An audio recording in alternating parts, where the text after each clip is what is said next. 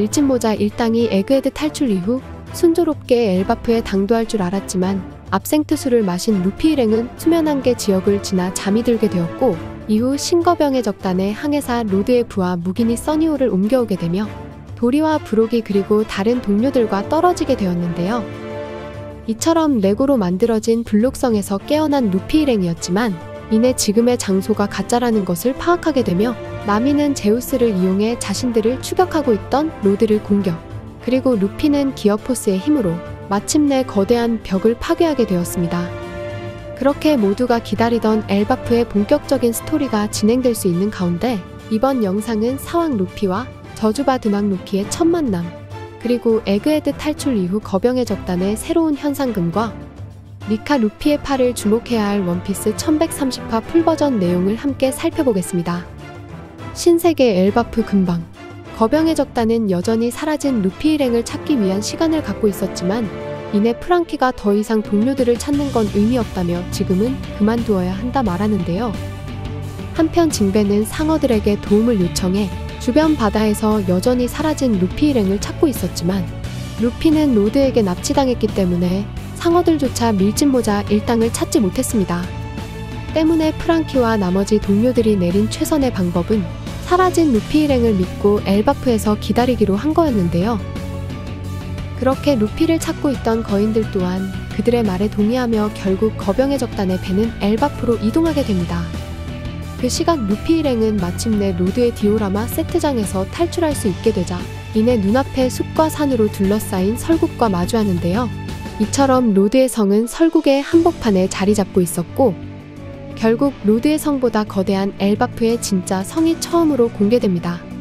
이어 그 성은 산 정상 위에 자리 잡고 있었고, 하늘 높이 뻗은 거대한 나무의 가지들마다 거대하고 연결된 긴 다리들이 존재하고 있었는데요.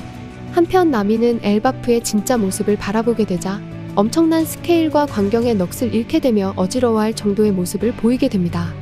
하지만 그 순간 루피 일행 쪽으로 누군가 다가와 로드의 성으로 이동할 수 있는 다리로 향하게 되자 이내 밀짚모자 일당은 그들을 피해 다른 곳으로 잠시 이동하는데요. 한편 로드의 성으로 향하고 있던 거인들의 정체는 바로 신거병의 적단의 선원 골드버그와 게루즈였습니다. 나아가 게루즈의 옆에는 파이퍼라는 거대한 부엉이가 함께하고 있었고, 이어 게루즈는 골드버그를 바라보며 어째서 하이루딘이 왜 그런 녀석을 동료로 정했을까라는 의문을 갖고 있었는데요. 이처럼 게루즈가 언급했던 인물은 바로 항해사 로드였고, 한편 게루즈의 생각을 알게 된 골드버그는 로드가 항해사로서는 재능이 있었을 거라며 선장 하이루딘의 선택을 존중하는 듯 보였습니다. 한편 게루즈와 골드버그가 로드의 성으로 향하고 있던 이유는 바로 부엉이 파이퍼가 써니호를 이동시키고 있던 로드의 까마귀 무딘의 모습을 발견했기 때문에 그 진상을 확인하기 위해 로드의 성으로 향하고 있었습니다. 나아가 엘바프에서의 불법 침입은 그야말로 위법이기 때문에 로드는 그 틈을 악용해 배가 엘바프 근처 가까이 오면 그 배를 훔쳐서 선원들을 불법 침입자로 만드는 취미와 버릇을 갖고 있던 건데요. 그렇게 게루즈는 로드의 나쁜 버릇을 이번 사태를 통해 확인하고 싶었는지 골드버그와 함께 성으로 이동하게 된 거였고, 이어 게루즈는 로드가 사람들을 유괴한 것이 사실이라면 바로 그 진실을 야루루에게 보고할 거라는 이야기를 언급하게 됩니다. 한편 거인들의 말을 듣고 있던 나미는 이내 자신들이 불법으로 들어왔다는 사실을 간파하자 모두에게 숨으라는 말을 전달하게 되고, 이어 로드의 성에 다다른 골드버그와 게루즈는 성문을 노크하며 로드의 이름을 부르게 됩니다. 이처럼 골드버그와 게루즈가 로드의 이름을 부르자 그 틈을 이용한 밀짚모자 일당이 거대한 다리를 빠르게 건너가게 되고, 이어 그 다리 아래는 거대한 숲과 늑대들이 자리 잡고 있었는데요. 그렇게 루피가 안전히 로드의 성 근처를 빠져나갈 수 있게 되었지만 이내 다리 중간에서 갑자기 멈춰서게 되고, 이어 블록나라에서부터 무언가를 느끼고 있었다는 말을 전달하게 됩니다. 나아가 조로와 상디 또한 선장 루피와 마찬가지로 무언가를 느끼고 있었다는 생각을 전달하게 되자 이내 루피는 이건 전신이 다 느낄 정도로 누군가의 강한 고함 소리라 말하는데요. 때문에 루피는 이 고함이 외쳐지고 있는 장소로 이동하고 싶다 말하게 되고, 이어 상디에게 나머지 일행들을 부탁한다며 자리를 이동하려 하자 조로 또한 루피와 함께 가고 싶었지만 이내 상디가 그런 조로를 말리게 됩니다. 그렇게 루피는 다른 동료들에게 먼저 가라고 이야기한 다음 고함 소리가 울려 퍼지는 다리 밑에 숲으로 이동하게 되고, 그 시각 엘바프로 향하고 있던 거병의 적단의 배, 마침내 뉴스쿨을 통해 경제신문사에 새로운 신문을 건네받게 되는데요. 이처럼 뉴스를 받게 된 거병의 적단과 밀짚모자 일당, 그리고 도리와 브로기는 에그헤드를 습격했다는 기사 내용에 무척이나 놀라게 됩니다.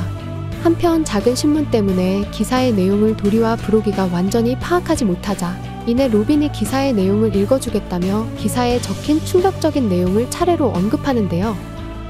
거병의 적단이 100년 만에 부활, 그리고 사왕 밀짚모자 루피와 함께 에그헤드를 불태웠다. 그리고 거병의 적단의 선장 붉은 귀신 브로기와 푸른 귀신 도리는 18억 베리의 현상금이 책정. 그렇게 로빈이 기사의 내용을 언급하자 이내 에그헤드에서 촬영된 사진들과 각각 18억 베리로 오른 도리와 브로기의 숲에서가 새롭게 공개되었는데요. 이처럼 도리와 브로기는 자신들의 현상금 액수에 놀라했고, 이어 그 내용을 알게 된 다른 거인들은 100년 전에는 현상금이 1억이었다며 무척이나 많이 올랐다는 반응을 보여주게 됩니다. 한편 로빈은 100년간의 인플레는 상당하긴 하지만 현재 거병의 적단의 리더로서는 타당한 금액이라며 도리 브로기의 현상금과 함께 니카의 모습을 한 루피의 모습도 바라보게 되었는데요. 이처럼 기사에는 바로 사왕 루피가 베가펑크를 죽인 범인이라는 내용이 실려 있었고, 이어 루피의 모습을 바라보고 있던 로빈은 사진에서 루피의 팔에 X마크가 그려져 있는 모습에 의문스러운 생각을 갖게 됩니다. 그렇게 로빈은 루피가 가장 자유로운 모습이 되면 늘 나타나는 마크인 건가라고 생각하게 되자, 이내 프랑키 또한 루피에게 그런 마크가 있다는 사실을 인지하지 못하고 있었다 말하는데요. 나아가 로빈은 좀 부자연스럽긴 하지만 마크가 확실히 그려져 있다는 사실에 골똘히 생각하게 되자 이내 이 마크를 어디선가 본 기억이 있다며 무언가를 떠올리게 되고, 한편 오랜만에 루피를 만난 도리와 브로기는 바로 그 밀짚모자가 붉은 머리와 대등하게 성장할 줄 몰랐다며, 그리고 우리의 젊은 세력 중 하나인 하이루딘이 루피의 산하로 들어갔다는 사실을 언급하게 됩니다.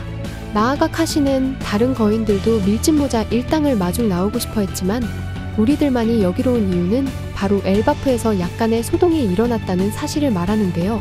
이처럼 카시는 드디어 엘바프의 왕자 루키에 관한 이야기를 언급하게 되고, 바로 그 루키는 자신의 아버지 하랄드 왕을 죽였기 때문에 바로 저주받은 왕자라는 이명이 붙게 되었다는 진실을 들려주게 됩니다.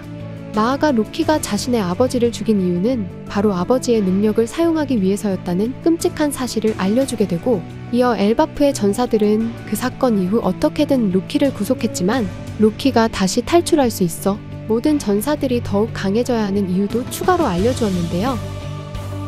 이처럼 프랑키는 모든 거인이 루키를 억누르기 위해 지금보다 강해져야 하는 사실에 충격을 받게 되고, 그 시각 마침내 사왕 루피가 눈밭에서 거대한 사슬에 구속된 왕자 루키와 마주하게 됩니다. 한편 루키의 모습은 상당히 마른 체형의 근육질의 거인이자 머리는 매우 길었고, 이어 턱수염과 팔에는 문신이 그려져 있었는데요. 이처럼 이전의 모습과는 조금 다른 모습으로 공개된 가운데 루키의 벨트에는 왕관을 쓴 해적기와 거대한 뿔이 달린 검은색 투구, 그리고 마지막으로 등에는 거대한 도끼를 메고 있었습니다. 나아가 루키의 눈에는 붕대가 감겨져 있는 가운데 이내 루키는 루피의 존재를 감지했는지 이름을 대라고 언급하자 루피는 자신이 해적왕이 될 사나이라 소개했는데요.